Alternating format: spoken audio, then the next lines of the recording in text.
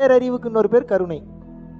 கருணையோடு இருக்கும்போது ஆற்றல் அதிகரிக்கும், கருணையோடு இருக்கும்போது செல்வம் பெருகும். ஆனால் லேட் ஆகும். ஏன்னா நல்லா புரிஞ்சுக்கங்க, கொஞ்சோண்டு சாக்கடையில் பால் பாயாசத்தை ஊற்றுனீங்கன்னா என்ன ஆகும்? குடிப்பீங்களா? அப்போ முதல்ல சாக்கடையை க்ளீன் பண்ணிவிட்டு பாத்திரத்தை நல்லா கழுவிட்டு அதில் பால் பாயாசத்தை ஊற்றணும். இதான விதி. சேம் லைக் தட் நிறைய குப்பை கூலம் அழுக்கு, காமம் குரோதம் லோபம் மோகம் மதம் மார்ச்சரியம் டம்பம் தர்ப்பம் ஈருஷை அசூயன்ற இத்தனை குணங்களும் சாக்கடையாக உள்ள இருக்கு. பூரா கார்மிக் டெபாசிட்ஸ். கருணையாக இருக்க கொஞ்சம் கொஞ்சமாக இதெல்லாம் வெளியேறும்.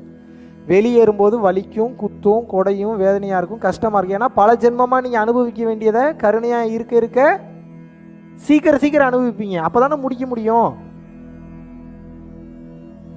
ஒவ்வொரு ட்ராப்பாக தண்ணி வர்றதுக்கும் நிறையா பைப்பில் தண்ணி வர்றதுக்கு டிஃப்ரென்ஸ் இருக்குது தானே. டேங்க்கு சீக்கிரம் காலி ஆகணும்னா ஒவ்வொரு ட்ராப்பாக வரணுமா, ஃபோர்ஸாக வரணுமா? அவ்வளோதாங்க தத்துவம். இதுக்கு எதுக்குங்க பெரிய பித்தாகரஸ் தேட்டரும், இதுக்கு பெரிய சயின்ஸு, பேசிக் காமன் சென்ஸ். அப்போ என்ன, அதிகமாக வர காலியாயிரும். அப்போ பிரச்சனை அதிகமாக வருதுன்னா தெரிஞ்சுக்கோங்க, உங்கள் கர்மவினை அழிஞ்சுக்கிட்டே இருக்குன்னு அர்த்தம். சுகமாக கம்ஃபர்ட்டாக இருக்கீங்கன்னா நோட் பண்ணிக்கோங்க, நீங்கள் பிரச்சனையில் பெரிய பிரச்சனையில் சிக்க போகிறேன். The people who are in the comfort zone are இல்னா என்ன, நோய்வாய்ப்பட்டிருக்கிறார்கள், உடல் அளவிலோ மனதளவிலோ. A person should come out of the comfort zone first. அந்த கம்ஃபர்ட் ஜோன்ல இருந்து வெளியில வந்தா தான் அவன் ஞானத்தை அடைய முடியும், இறைவனை அடைய முடியும். ஏன்னா கம்ஃபர்ட் ஜோன்ல அவனை வச்சிருக்கிறது கர்மா தான் வச்சிருக்கு. ஏன்? அவன் ஏதோ புண்ணியம் பண்ணியிருப்பான், அவங்க அப்பா அம்மா புண்ணியம் பண்ணியிருப்பாங்க. அந்த புண்ணியம் தீர்ற வரைக்கும் இறைவன் விதித்திருக்கிறார், அவன் அதை அனுபவிச்சே தீரணும். அந்த புண்ணியத்தோட சுகத்தை அனுபவிக்கிட்டுன்னு கொடுத்துட்டார். அப்ப என்ன, அந்த புண்ணியத்தின் சுகத்தை அனுபவித்துட்டு இருக்கான். அம்பானிக்கு பிள்ளையா பிறந்தாலோ, அதானிக்கு பிள்ளையா பிறந்தாலோ, பிள்ளையா பிறக்கும் போதே வேற வழியில் அவன் கோடீஸ்வர வாழ்க்கையை வாழ்ந்து தான் அவனும் கர்மாவில் தான் இருக்கிறான். நோட் பண்ணுங்க, அவனுக்கு இதுதான் வழி. கருணையா இருந்தா தான் தப்பிக்க முடியும். கோடி கோடியாக சம்பாதிப்பது இங்க அறிவு கிடையாது. கோடி கோடியா இருந்தாலும் கூட நான் எவ்வளவு நேரம் கருணையாக இருந்தேன், எவ்வளவு நேரம் நான் தர்மத்தோடு இருந்தேன், எவ்வளவு நான் தர்மம் செய்தேன் தான் இறைவன் கேட்பார். உன்கிட்ட ஏதோ ஒன்று இருந்திருக்கும்ல, ஒன்று அறிவு இருந்திருக்கும், இல்லை பொருள் இருந்திருக்கும், இல்லை பணம் இருந்திருக்கும், இல்லை திறமை இருந்திருக்கும். இதை உனக்காக இல்லாம இன்னொருத்தனுக்காக நீ எவ்வளவு கொடுத்தன்னு தான் கேட்பார். கருணையாக இருந்து திரைகளை விலக்கி இறைவனை அடைவதற்கு இல்லை, நீங்க இறைவனாவே மாறுறதுக்காக பிறந்திருக்கீங்க. இறைவனை அடைகிறதுன்னு ஒண்ணுமே கிடையாது. இறைவனாக மாறுவது இது எப்படி புரியலையே அப்படின்னா, இப்போ ஒரு பெரிய கல் ஒன்று இருக்கு, அது என்ன அப்படின்னு கேட்டா என்ன சொல்லுவீங்க? கல் அப்படின்பீங்க. ஒரு சிற்பியை கூட்டு விநாயகர் சிலையை செதுக்க வைக்கிறேன், இப்போ என்னன்னு சொல்லுவீங்க? கடவுள் சாமி, விநாயகர் வந்துட்டார். எங்க இருந்தார் இவ்வளோ நேரம்? அந்த விநாயகர் எங்க இருந்தாரு? எங்கேயோ இருந்தாரா? காரைக்குடி பக்கம் தூத்துக்குடி பக்கம் இருந்தாரா? எங்க இருந்தாரு? கல்லுக்குள்ளதான்ப்பா இருந்தாரு. இப்ப எப்படிப்பா அவர் வெளியில வந்தாரு? செதுக்குனதுக்கு அப்புறம் தேவையில்லாத செதில்கள் சிதறி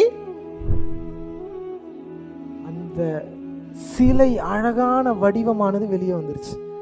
இதே போல நீங்க இறைவனை அடைய மாட்டீங்க. தேவையில்லாத குப்பையை விளக்குங்க, உங்களுக்குள்ள இருக்கக்கூடிய இறைவன் வெளியே வந்து விடுவார். நீங்க ஒன்றும் பண்ண வேணாம், குப்பையை மட்டும் விளக்குங்க, மீதி தானே நடக்கும். நீங்க வேற ஒன்றும் பண்ண வேணாம். இறைவன் அடையிறதுக்கு மூச்சு பயிற்சி, தியானம் செகண்டரி. குப்பையை முதலில் விளக்க வேண்டும். குப்பையை விளக்கணும்னா என்ன? கருணையோட இருக்கணும். கருணையோட இருந்தா பிரச்சனை வரும், வராதுன்னா நினைக்காதீங்க.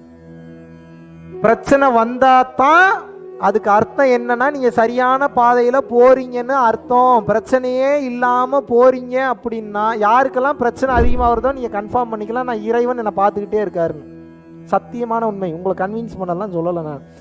மறுபடியும் ரூட்டு மாறுவீங்க, மறுபடியும் முடியாத நிலைமைக்கு போவீங்க. தவம் கூட இரண்டாவது தான். தவம் கூட உட்கார்ந்து கண்ணை மூடி பண்ணணும். கருணைக்கு ஏதாவது பண்ணணுமா? எப்படி? ஒன்றும் பண்ண தேவையில்லை. கருணைக்கு நான் என்ன பண்ணணும்? ஒரு புள்ள பாவம் எவ்வளோ தூரம் கஷ்டப்பட்டு கத்திக்கிட்டு இருக்கு, இறைவா இந்த உயிருக்கு ஏதாவது ஒரு நல்ல நிலைமையை நீ கொடுன்னு சொல்லி நினைத்தாலே கருணை தான். இந்த செகண்டில் பண்ணலாம். கருணை பண்ண முடியுமா? முடியாதா? கருணைனா ஏதோ நீங்கள் சம்பாரிச்ச பணத்தையே தூக்கி தூக்கி கொடுக்கறது கருணைன்னு நினைக்காதீங்க. முதல்ல அவ்வளோ பெரிய மனசு வராது உங்களுக்கு. ஏன் உழைப்பு, ஏன் சொத்து, எவ்வளோ கஷ்டப்பட்டு பேங்க் அக்கௌண்ட்டில் சேர்த்து வச்சுருக்கேன், நான் கொடுக்கணுமான்னு நினைப்பீங்க. அதுக்கு பேர் கருணை கிடையாது. உண்மையாகவே ஒரு உயிர் நன்றாக இருக்க வேண்டும் என்று நீங்கள் நினைத்து அந்த உயிருக்காக பிரார்த்தனை செய்தாலும் கருணை தான். அந்த உயிருக்காக உபதேசம் பண்ணாலும் கருணை தான். அந்த உயிருக்கு வேணுங்கிற பொருளை கொடுத்தாலும் கருணை தான்.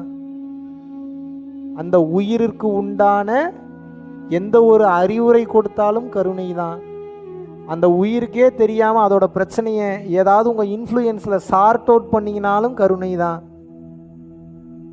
அந்த உயிர் கஷ்டப்படக்கூடாது, வேதனைப்படக்கூடாது, துன்பப்படக்கூடாது, துயரப்படக்கூடாதுன்னு சொல்லி அந்த நேரத்தில் அந்த உயிரை காயப்படுத்தாமல் இருந்தீங்கனாலும் கருணை தான். எத்தனை கருணையில் எத்தனை இருக்குது பாருங்கள், எத்தனை வகை இருக்குது பாருங்கள். கருணை என்றால் ஏதோ நான் பொருளை மட்டும் கொடுப்பதற்கு பேர் கருணை நினைக்கிறீங்க. ஆனால் அது மட்டும் கருணை கிடையாது. தேவையான இடத்தில் அந்த உயிரிற்காக குரலை ஒசத்திட்டு நிற்கிறதும் கருணை தான். தேவையில்லாத இடத்துல பேசாமல் தட்டி கொடுத்து போடா பார்த்துக்கலான்னு